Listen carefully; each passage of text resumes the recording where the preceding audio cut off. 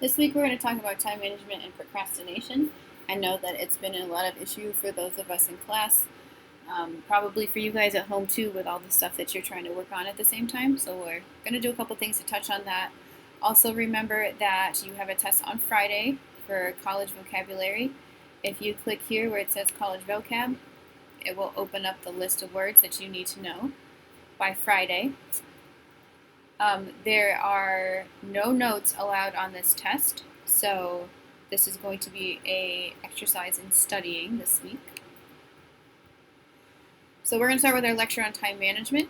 You're going to follow along with me here. So to start, Ms. Wolf and I have been counselors for a long time. She's been one for 20-something years. I've been one for 13 years. And over again, this is the issue that we see with our students. Time management is always what gets them. The main reason I have kids drop out of high school is because they have a drug issue. The main reason I have kids drop out of college is because they have a time management issue.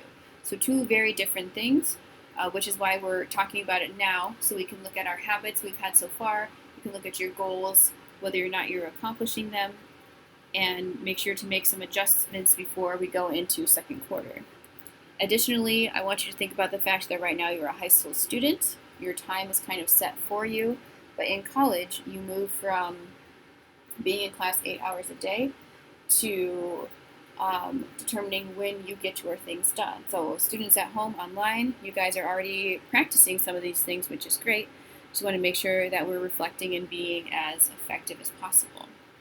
So the first thing you want to do is make sure you're organized, have the right supplies that you actually need. Many times you're going to need a computer for this class specifically, but think about, do you need pens, pencils, notebooks, highlighters, textbooks, computer, charger, somewhere to jot notes, make sure you all have the right programs, and then actually use a calendar or planner to track your assignment. So some people are do better by writing things down. Other people need to put it electronically, like on a calendar in their phone or something like that. So find what works for you and make sure to use it. As much as possible, you want to make sure that your space is clean so you're not distracted by other things. You want to make sure you have the type of noise around that is helpful to you. So if I am grading, then I can have the TV on as long as it's a show I don't really care about. Just the noise is nice for me. I can't grade in quiet. But if I am trying to create something or trying to study, I have to have a different type of music on. Usually something with a much faster pace because it helps my brain work better. I always give the example in college when I wrote papers, I would always listen to death metal because their bass drum moves at the speed of lightning sometimes, and that quick beat would help me stay focused and move through things faster when I was reading. Here's the biggest thing that I learned in college that I did not know before, is that you are not supposed to study in your bed. I always studied in my bed because I love my bed. It was comfortable, it was warm, it was chill, but that was exactly what the problem was. By studying in your bed, it actually limits your focus. Your bed is supposed to be somewhere that you unwind and relax, and like your brain turns off, you scroll through your phone, you watch TV or Netflix or whatever, and so what happens is if you sit on your bed to study, then before you know it, you are like face down in your textbook sleeping, and you've just missed an hour or two of studying. It's harder to spread all your stuff out like you can at a table, so it limits your space, and you actually have less oxygen and fresh blood going to your brain. So studying in your bed actually messes with your body's natural ways. So when we go to our bed, our body and our brain are in the habit of turning off, relaxing, chilling, whatever. If you start to study in your bed, your body wants you to go to sleep. If you study in your bed all the time, then the other negative effect that happens is that when you get in your bed, your brain then wakes you up because it thinks it's time to study. So if you are studying in your bed consistently, then you affect your sleep patterns, which is really bad. And it makes it harder to recharge yourself and handle stress because you're not sleeping. So if your bed is your only option, because everywhere else is loud, then my suggestion, this is what I had to do when I was in a dorm, is I would pull my blankets and pillows down onto the floor, make myself kind of like a little nest area, so it was still soft, still warm, still relaxing, but like not my actual physical bed. So my brain could tell the difference between the two, and my body could tell the difference between the two. And I didn't know any of this until I was, I think, a junior or senior. I was talking to one of my academic advisors, and she freaked out that I studied in my bed. It's like, well, let me try something else. Try to give yourself consistency, same time, same place. Give yourself a routine. That way, again, your body naturally knows, okay, it's 7 p.m. I've had dinner, I've had practice, I've had my work or whatever. Now it is time to move into studying, so it helps you focus. As you get things done, check them off. It helps you with your motivation, but also write a list of what needs to get done the next day so everything is clear. This was also something that was a little difficult for me, due date versus when you do it. I still struggle with procrastination, so still a procrastinator. You want to go backwards and set yourself times to actually do your assignment instead of cramming it all in on the day it's due, D-U-E. So, as far as looking at studying procrastination, time management, multitasking, I have always prided myself on being this fantastic multitasker because I can talk to students, answer my text messages from kids, write emails, work lesson plans. My head is always everywhere all the time. However, I just went through this training a couple weeks ago that made me realize it is not. Multitasking is actually a thief of your time. So let me show you what I want to do. So on a scratch piece of paper, when I say go, you are going to write the sentence, multitasking is a thief. And then write the numbers 1 through 20, just like this. Okay? I'm going to do it with you. I'm just going to do it on document so I can show you what I want you to do. Okay. So go ahead and... So you'll do it like this. When I say go, you'll write multitasking. I'm already slowing down. Let me try again. And you guys can do this on... See, I can't think and do it at the same time. I want you guys to do this on paper because your hand's faster than trying to type. So all you're doing is typing multitasking is a thief and then the numbers 1 through 20. Okay? All right. So when I say go, then you go. Ready? Go.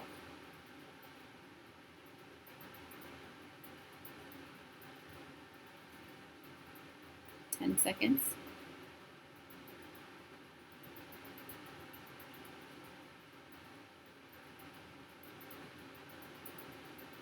Seconds.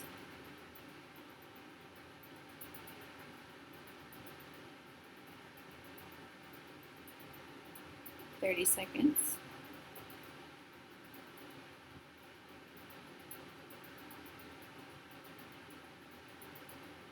40 seconds.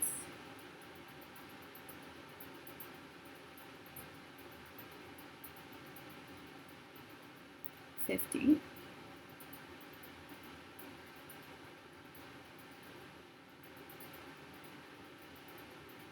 60.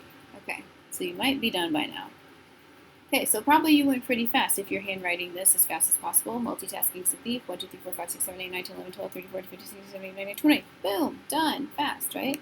Now what I want you to do when I say go is you're going to switch between letters and numbers. So it'll be like M1, U2, like this. Again, handwrite this and switch between the letters and numbers, okay? So it might be easier if you time yourself on your phone instead of me counting. So go ahead and hit pause on this video and rewrite multitasking is a thief, switching between letters and numbers, okay? So hit pause on me, go ahead and do this exercise and remember your time. So hit pause.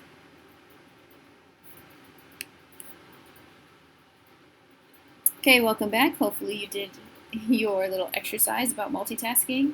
So what you should have found probably is that when you're switching between letters and numbers, you slow down a lot, sometimes got confused, it didn't work the way you thought it would.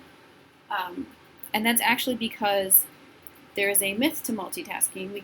Our brains actually don't do it effectively.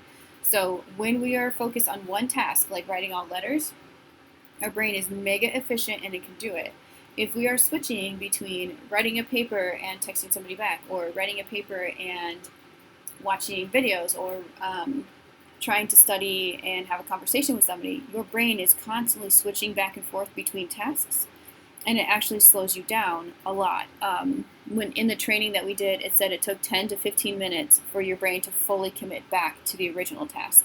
So if you're constantly switching between two different things, your brain is never fully engaged in either task. So you're not doing things as efficiently, effectively, or as deeply as you should.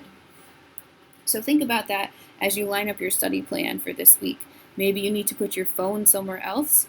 I know that I have that issue a lot. Like if I'm getting anxious from studying, or like sometimes I just don't want to study, so I'll play on my phone for a long time. It's multitasking is different than giving yourself a study break. If you have studied for 45 minutes and you give yourself a 10-minute break, that's totally fine because your brain is switching from one task to the other task. That's perfect. But you can't flip back and forth constantly, okay? This is also true if you are, as you're doing something, a lot of times like it'll jog other things, like different things you have to do or memories or something. Keep just like a little piece of paper next to yourself as you're doing it. As you have those thoughts, jot those things down, because once your task is done, like if you're studying the vocab words, once that's done, all those thoughts you had during your study session are all written down somewhere, and you can go back and effectively work on those things instead of switching back and forth between them. As I said before, I am still a horrible procrastinator, so even this is sometimes what I look like after I try to start an essay. This might have happened to you guys when you wrote your scholarship essay. So even after 4 hours, I am just like SpongeBob here, and I have a beautiful but nothing else. So you all know that you have a test on Friday, so work backwards and plan in time to study, little bits at a time. For the next time you have a paper, create yourself some due dates, DO to do things, not DUE when it's done. I was always somebody that would write it the night before, turn it in, think I was great, but if I would have done it this way, I would have written much more meaningful pieces, better pieces, and probably gotten a few better grades. I did okay though. So as you can see here, the due date of the paper is the 24th. It's assigned on the 8th. And so this person has set little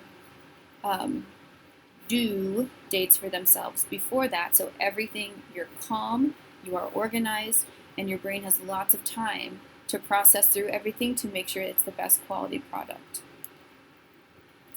So I'm going to, instead of walking through each of these procrastination things, I just want you to kind of think about which one you might be. So an adrenaline addict basically is they need that heart pumping to get them to do things. I definitely have those tendencies. I need pressure in order for things to get done. So for example, I had all day Saturday to grade, and I told myself I was going to do it. We went over to see my parents in the morning, and then my husband left to go camping with some friends. I was like, okay, well, he's gone. I don't have that distraction, so I'm going to sit down and grade. Well, unfortunately, one of my favorite shows, the finale season, came out on Netflix, and so I told myself I'd watch one episode and then I'd grade. Well, then one became 2, became 3, became 4, and then it was 11:30 at night. And I promised myself that I would grade before I went to bed. So finally, I had that adrenaline I was looking for, because now it's 11:30 at night.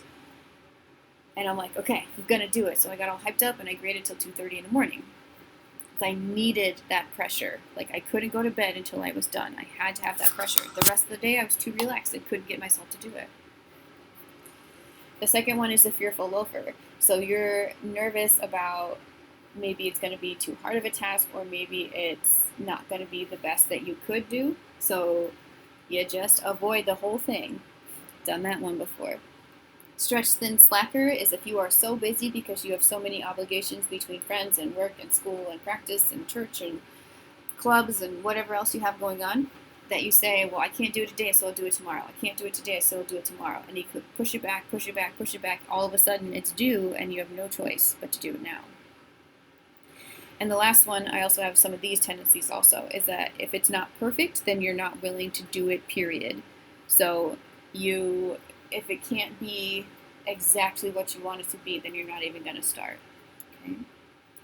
So we're going to talk about your time management assignment. So for this week, on Canvas where it says Time Management CCHS, click on that. It will open this. So you're actually going to examine what you are doing each day and put down the time that you're doing it. So every time you move from task to task, this is going to be you're going to save a copy to your OneDrive, so you can be doing this all day. So you might work on your schoolwork for like 6 hours. You've got 4 hours of work. See how it's totaling down here.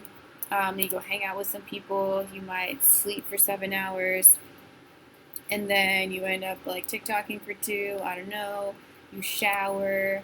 You eat. And then there's your 24 hours in a day. Okay. You can also do 0.5s or 0.75, whatever you want it to be, as long as your total down here is 24. So what's going to start happening is over here you're going to see the percentage of time that you're spending on each thing, and down here there'll be a different color for each day, and it's going to show you where all your time is going, both this way per day, this way per day, and this way for each of these activities. So if you find out that you're spending all your time sleeping, that's healthy as long as you're getting everything else done. Okay? So you're going to do this for 8 days, and that does include the weekend. Okay? If you've earned a nap, take a nap for sure. So make sure you share that link with me so I can see it. It is for points. I will be grading it each day. So moving on to your assignment for today, go ahead and click where it says Learning Style. It will open this for you. And what I want you to do is we have a test on Friday, and we're going to determine our learning style, and I want you to study in that way for the test this week.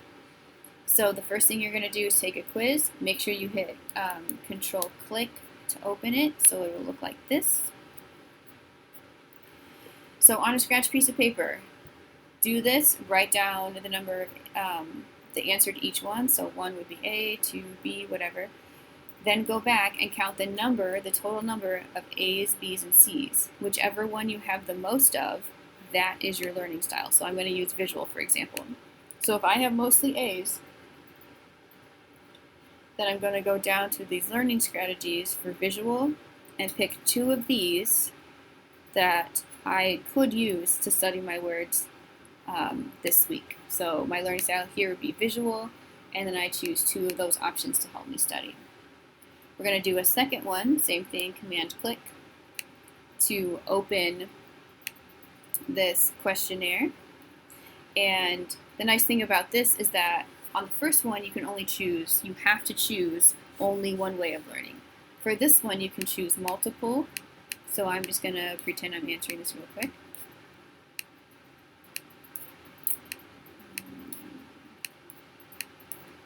So this one's also not super long, which is nice. Both of these are pretty quick.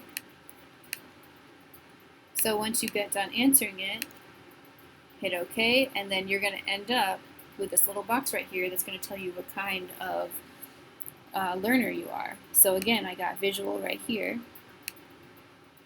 So go back to your assignment. Visual is going to be my learning style here again. And then I'm going to, same thing, Control-click to open these strategies for visual people. And again, I'm going to pick 2 of these that I'm going to use this week in order to learn better, and those go here. When you are done with this, Same thing like we've been doing, copy the link. So you would do share, anyone with the link can view, hit edit for me so that if there is something I need to comment on, I can. Copy that link and then put it into your Canvas by hitting submit assignment. Okay, so that is what we're doing today, and I'll update you tomorrow with your next video.